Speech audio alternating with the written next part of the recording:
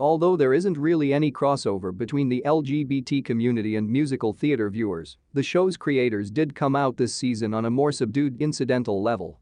Furthermore, this week's season finale is not only named after a song from Fiddler on the Roof, but also features two performances of that song, one by Matt Berry alone and the other with the entire cast gathered around the piano, fulfilling a promise that was first made when Baby Cullen's early interest in Stephen Sondheim's work.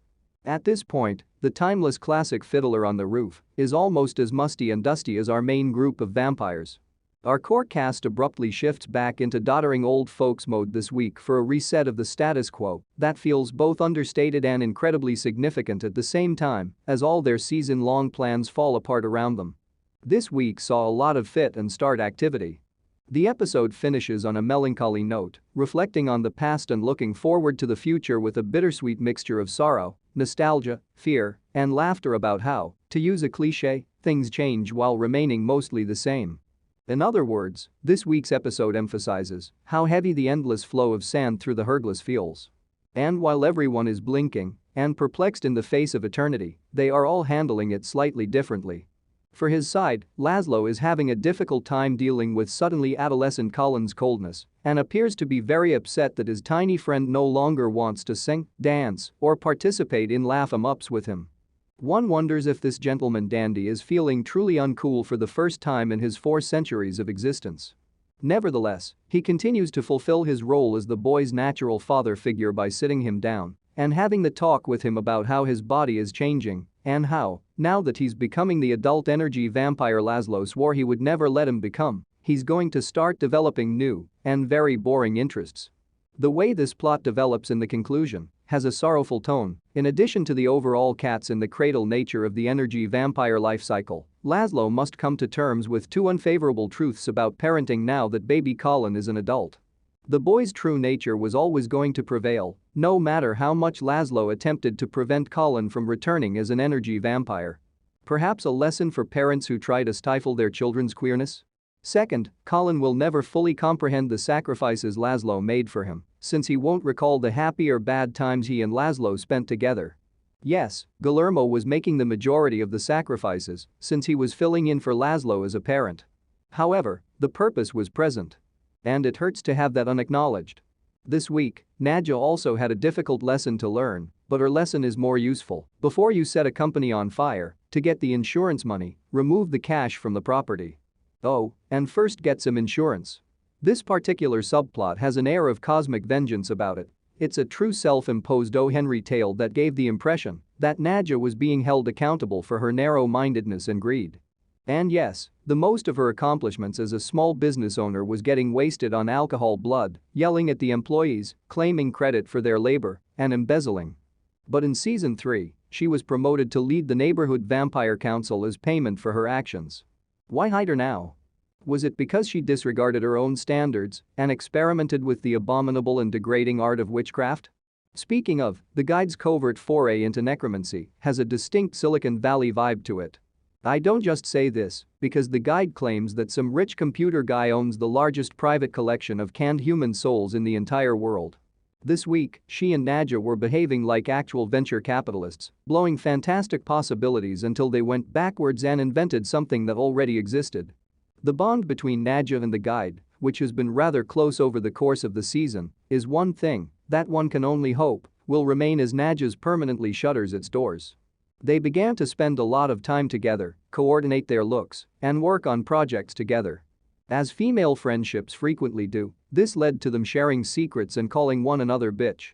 In season 5, a love triangle between Nadja, Laszlo, and the guide, who stepped in to give Nadja company while her husband was away, seems to be the logical next step. Knowing the 3 of them, they'll simply convert the setup into a triple one. Nander is coping with the apparent conclusion of his seasons-long quest for eternal love by not coping with it. He maintains that despite Marwa Freddy abandoning him for original recipe Freddy and leaving him all alone once more, he doesn't really harbor any residual remorse or regret. And that may contain some truth.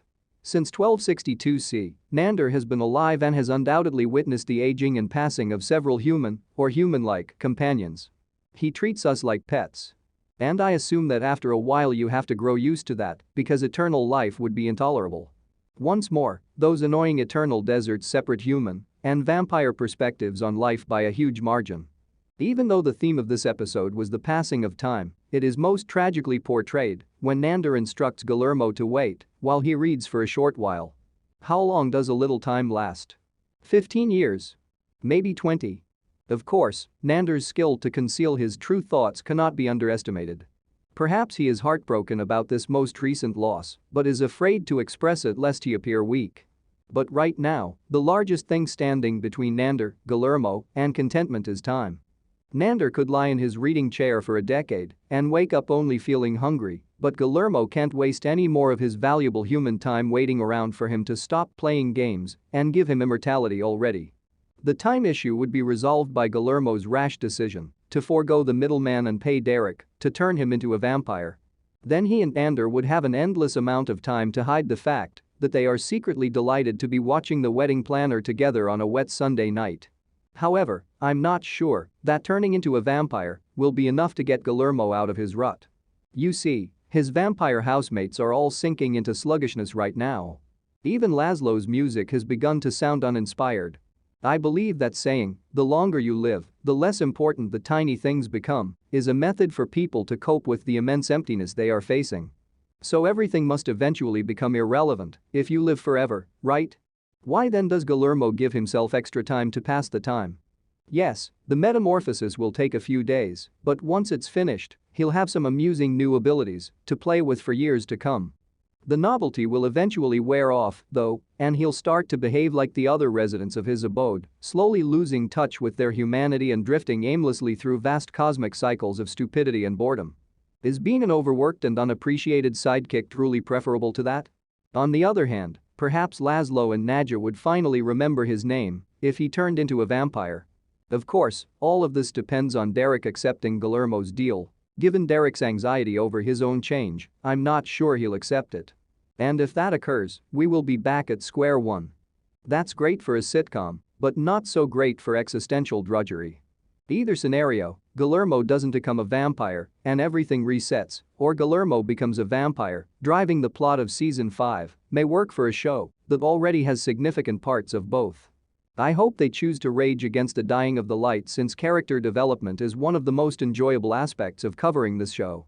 In this episode, there were a few memorable callbacks, and it was revealed what Derek's reappearance and the Blood Sprinkler's ultimate goals were.